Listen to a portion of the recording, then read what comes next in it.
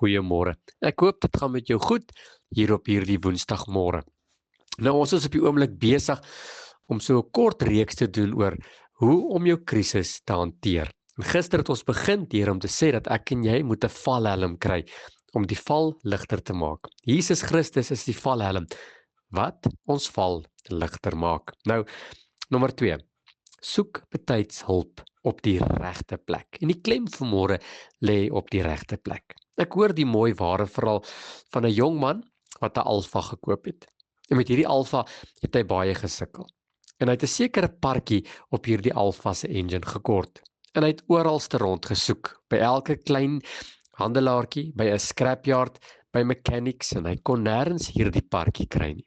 Totdat hy eendag heel toevallig met iemand praat wat ook so 'n Alfa ry. En net om te hoor dat daar 'n Alfa handelaar nie baie ver van hom af is nie. En toe hy daar instap en by die parte afdeling stop, het hy in 'n japtrap die part waarna hy so lank gesoek het, gekry. Wat is die kruts van die saak? Dat ek en jy moet hulp soek op die regte plekke. Ek en jy moet hulp soek by Jesus Christus. Die vraag vanmôre is, waarna hardloop jy wanneer jy in die moeilikheid is? Die dokter sê altyd dat jy moet betyds werk maak van die simptome voordat dit erger word. Want voorsorg is tog beter as nasorg. En as jy vanmôre in die moeilikheid is, as jy hulp nodig het, kom by Jesus uit. Kry betyds hulp by die regte plek, want hy is nog steeds vanmôre die ek is, die een wat vanmôre alles kan doen. Moenie soos 'n volstrys jou kop in die sand druk en dink, "Sjoe, my probleem sal weggaan. My simptome sal beter word nie." En ja, dis menslik om uit te stel en ons glo dat alles sal beter word. En dit is ook so, maar ek en jy moet betyds hulp soek by Jesus. Die wagwoord, betyds. Bid en vra die Here, Here, U ken my krisis. Here, U ken my omstandigheid. Help my sodat ek hulp kan kry.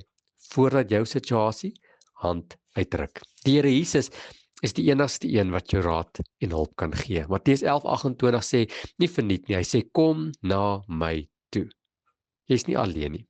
Kom betyds by Jesus uit. Matteus 7:7 sê bid en vir julle sal gegee word. En Jakobus 4 sê dit tog so mooi. Hy sê ons het nie want ons bid nie. Here, vanmôre besef ons dat U is die enigste wat ons probleme kan hanteer. U is die enigste wat ons probleme kan oplos en kan raad gee. En net soos daardie man met sy ou alfaatjie met die probleem, wil ons op die regte plek uitkom. En dis Jesus.